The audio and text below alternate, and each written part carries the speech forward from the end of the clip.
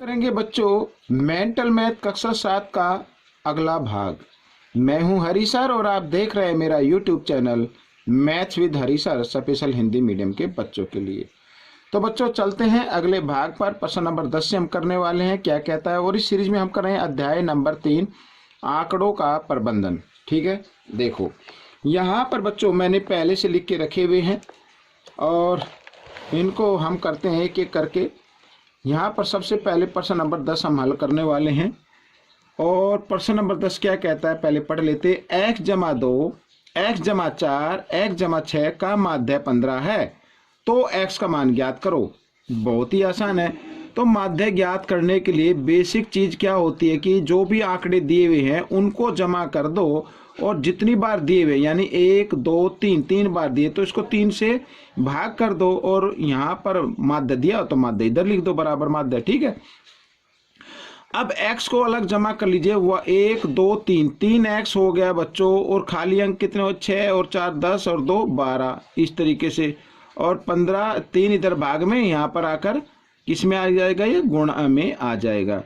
तो 15 तिया 45 इस तरीके से। ठीक है, अब हमें 3x की वैल्यू निकालो पहले। तो 45 और जमा 12 है, इसको इक्वल बराबर के निशान से इधर लेके आएंगे तो इधर हो जाएगा घटा का, और घटाएंगे तो 5 में से 2 गए 3 और 4 में से 1 गया 3 इस तरीके से। ठीक है, तो यहाँ पर x का मान निकालना है बच्चों। तो 33 3 इधर गुणा में था और बराबर के निशान से इधर आ गया तो भाग में आ गया। 3 से इसको हमने काट दिया 33 को, तो 11 आ गया। तो x का मान आ गया बच्चों 11। ठीक है, यही आपका उत्तर रहेगा। अगला प्रश्न कर लेते हैं।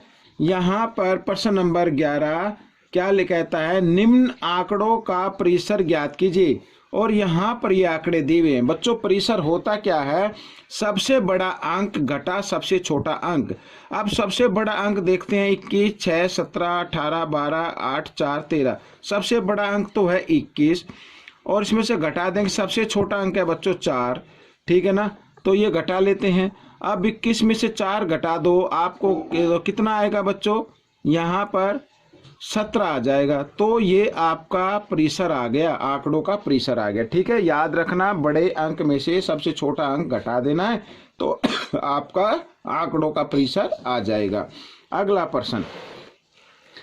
प्रश्न कहता है, देखो कोमल सोमवार मंगलवार बुधवार को क्रमशः 2.5 घंटे और 3 से 1/4 घंटे तथा 2 से 3/4 घंटे कार्य करती है। बताइए वह तीनों दिनों में औसत कितने घंटे काम करती है।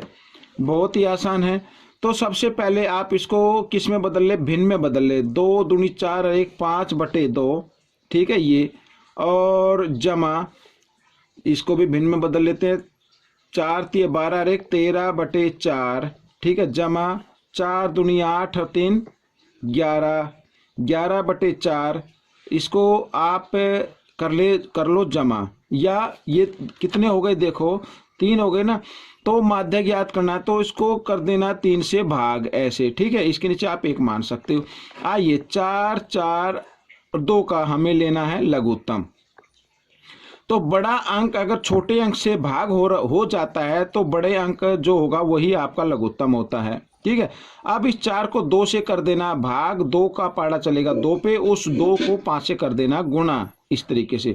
अब क्योंकि यहाँ पर जो हर है और लघुत्तम बराबर है तो अंश को हमें लिखना है यूं का यूं। ठीक है, ये भी हमने लिख दिया यूं का यूं, और भाग के निशान को बदल देना गुणा में, और भाग से जो अगला अंक है उसको कर देना है उल्टा यानी व्युत्क्रम कर देना है। अब देखो यहाँ पर जमा कर दीजिए, मैं इधर बताता हूँ। 3 और 1 4। ठीक है, और यहाँ पर 1 2 3 3 आ गया बच्चों, और बटे 4 और गुणा 1/3। तो यहाँ पर 2 से हम काट सकते हैं। 2 दूनी 4 2 एकम 2 2 सत्ते 14, तो 17/3 दूनी 6 आ गया बच्चों। तो अब इसको बदल देना है भिन्न संख्या में। इतने घंटे वो औसत काम करती है। ठीक है, ये औसत घंटे आ गए। अब इसको क्योंकि हमारा जो प्रश्न है वो मिश्र संख्या में लिखा हुआ तो इसको भी मिश्र संख्या में बदल देंगे। 6 दूनी 12। ठीक है, ये आ गया 12 और 5 17। तो बच्चों ये आ गया आपका उत्तर। ठीक है, ये मिश्र संख्या कैसी आती है मैंने कई वीडियो में बताया है। तो आपको करना क्या है, अंश को हर से भाग देना है, पूरा भाग नहीं देना है।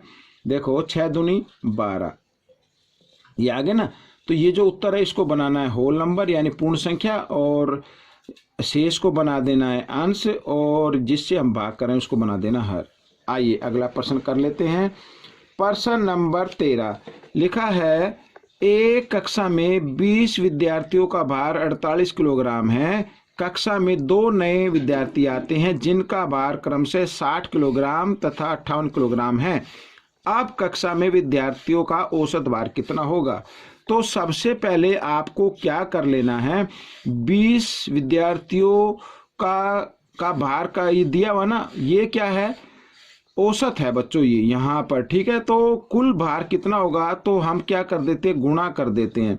तो यहाँ पर मैं लिख देता हूँ 20 विद्यार्थियों का कुल भार, तो 48 को कर देना है आपको 20 से गुणा, और यहाँ पर 48 दूनी 96 और 0 यूं की, तो 960 आ गया बच्चों, 960 किलोग्राम। मैं शॉर्ट में लिख देता हूँ, ठीक है।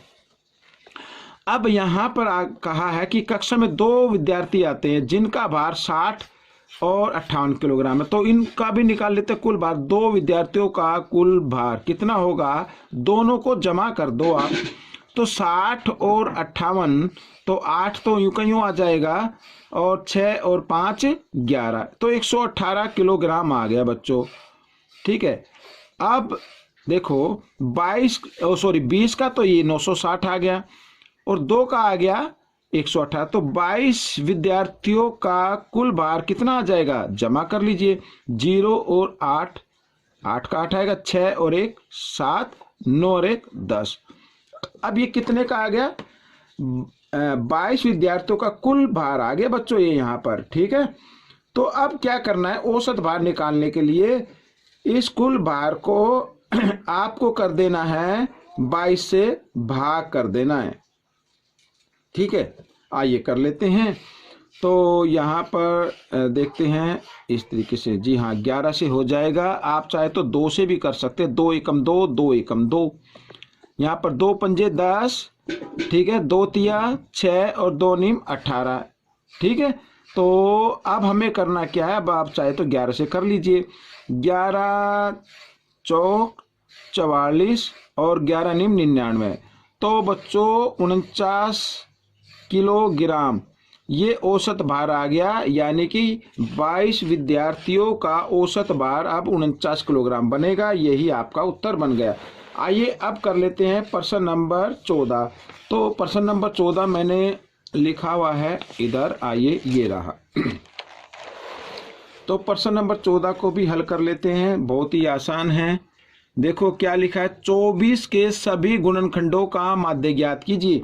24 के जितने भी गुणनखंड होते हैं उनका माध्य ज्ञात करना है। सबसे पहले 1, फिर 2 के पाड़े में भी आएगा, 3 के पाड़े में भी 24 आता है, 4 के पाड़े में भी आएगा ये 24, ठीक है ना। 5 के में तो आएगा नहीं, 6 के में आएगा, फिर 7 में नहीं आएगा, 8 में आएगा, 12 में आएगा, फिर 24 के पाड़े में आएगा। तो ये 24 के सभी गुणनखंड हो गए, यानी किस किस के पाड़े में 24 आता है।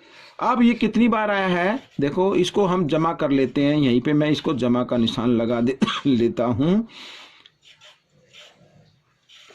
और 1 2 3 4 5 6 7 8, 8 से इसको कर देना भाग, ठीक है। आइए देखो 12 और 8 कितने हो गए, 20, 6 और 4 हो गए 10, ठीक है। तो यहाँ पर 24 और 1 हो गया 25। तो देखो यहाँ पर 20 और 10 30 और 25 55, 55 और 5 60, तो 60/8 आ गया ये। अब इसको कर देना है क्या, भाग कर देना है, ठीक है। तो कितने नंबर हो गए, एक बार और गिन लेते हैं, 1 2 3 4 5 6 7 8, ठीक है। 8 से कर देना भाग। तो 2 से भी आप कर सकते हैं, पहले यहाँ पर 2 चौक 8 और ये आ गया, ठीक है। फिर और कर लीजिए 2 से, 2 दूनी 4 और ये आ गया 15। अब 15 को जब 2 से भाग करेंगे इस तरीके से, तो बच्चों आ जाएगा 7 2 7 14, 7.5, ठीक है। ये आपका माध्य आ जाएगा और यही आपका उत्तर रहेगा। अगला प्रश्न क्या कहता है, 5 के प्रथम 8 गुणजों का माध्य ज्ञात कीजिए। गुणज क्या होते हैं, जो 5 के पहाड़े में संख्या आती है उन्हें गुणज बोलते हैं। जैसे 5 एकम 5, 5 दूनी 10, 15, ये 20, 25, 30, 35 और 40, ये 8 हो गए। 5 अट्ठे 40 होता ना। तो शॉर्टकट ट्रिक अप्लाई करो इसके अंदर, क्योंकि सबका जो डिफरेंस है वो सेम है। तो आपको क्या करना है, पहला अंक जमा दूसरा अंक और 2 से कर देना भाग। 40 और 45 को 2 से भाग करेंगे तो 45 को 2 से भाग कर दीजिए तो बच्चों आ जाएगा 22.5, ठीक है ना। ये माध्य आ जाएगा। देखो 2 दूनी 4, अगला अंक उतारा 5 तो 2 दूनी 4, 1 बच गया, आगे कोई अंक नहीं, 0 लगा दिए, यहाँ पे दशमलव लगा के 0 उतार लेंगे, 2 पंजे 10, आगे ना 22.5। तो ये आपका उत्तर बन गया। अगला प्रश्न, प्रश्न नंबर 16। अब प्रश्न नंबर 16 थोड़ा बड़ा है, पढ़ लेते पहले। राधा द्वारा 3 परीक्षाओं में प्राप्त अंक 97, 73 और 88 हैं, ठीक है। यदि चौथी परीक्षा में उसे 80 अंक मिले हों तो चारों परीक्षाओं में प्राप्त अंकों का माध्य और 3 परीक्षाओं के अंकों का माध्य से कितना ज्यादा या कम है, ठीक है ना। तो देखो पहले 3 परीक्षाओं का माध्य निकालना है, तो आइए निकाल लेते हैं। पहली 3 परीक्षाओं का माध्य, तो पहली 3 परीक्षाओं का माध्य 97 जमा 73 जमा 88 को कर देना है 3 से भाग, ठीक है। और 8 और 3 11, 11 और 7 18 का 8 का हासिल 8 और 7 15, 15 और 9 होता है 24 और 1 25 और 3 से कर दो भाग इसको, ठीक है। तो 3 से भाग करते 3 अट्ठे 24, 3 छिक 18, तो बच्चों 86 आ गया यहाँ पर ये माध्य, ठीक है। और चारों परीक्षाओं के अंक, चारों परीक्षाओं का भी निकाल लेते हैं। चारों परीक्षाओं का माध्य, तो चारों परीक्षाओं का माध्य तो 97 जमा 73 जमा 88 और 4 है ना, तो 4 से भाग करना है और यहाँ पर लिख देना है चौथी में 80 मिले है ना। तो या तो देखो 258 में 80 और जमा करके 4 से भाग दे दीजिए, ठीक है ना।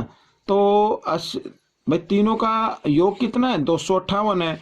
अब 258 में यहाँ पर मैं 80 और जमा कर देता हूँ, तो 8 और 5 13, 2 और 1 3, तो बच्चों ये आ गया 338 को 4 से कर देना भाग, ठीक है।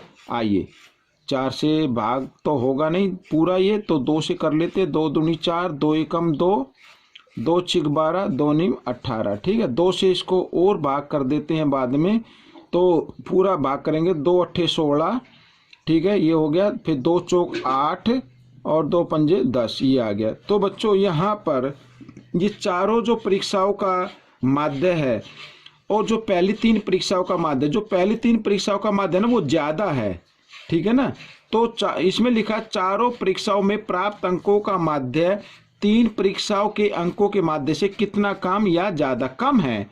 ये कम है, कितना कम है, तो 86.0 में से हमें घटा देना है 84.5।